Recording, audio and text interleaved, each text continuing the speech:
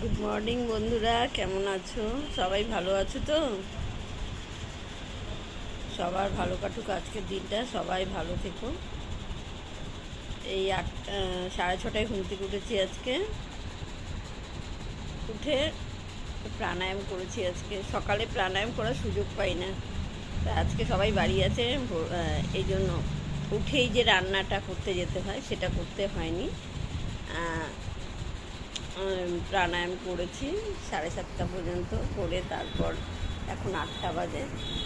এই ভাত করলাম, ভাত করে ডাল বসিয়ে এসেছি, আর চা করে এনে এই বিছানায় বসে আমি আর হাজব্যান্ড খেলাম। মেয়ে ঘুমোচ্ছে। এই হলো ব্যাপার। এই সারাদিনের রুটিন শুরু হয়ে গেল।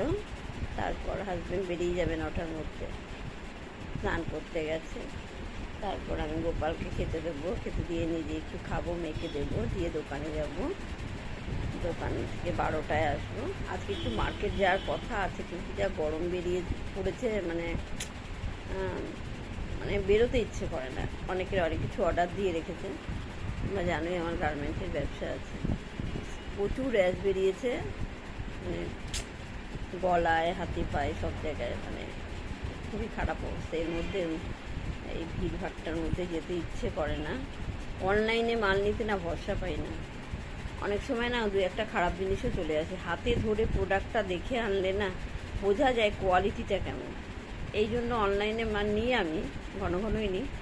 তাও না মাঝে মধ্যে দেখি দুই একটা পিকচার দেখে যেমন লাগে, হাতে ধরার পর অতটা ভালো, বাড়িতে প্রোডাক্টটা আসার পর দেখতে পাচ্ছি ভালো লাগছে না।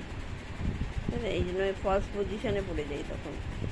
এই জন্য ভাবছি গিয়ে দেখেই নেব, দেখা যাক কী হয়। Tata, bye bye. হাজব্যান্ড স্নান করে আসবে, খেতে দিতে হবে। টাটা।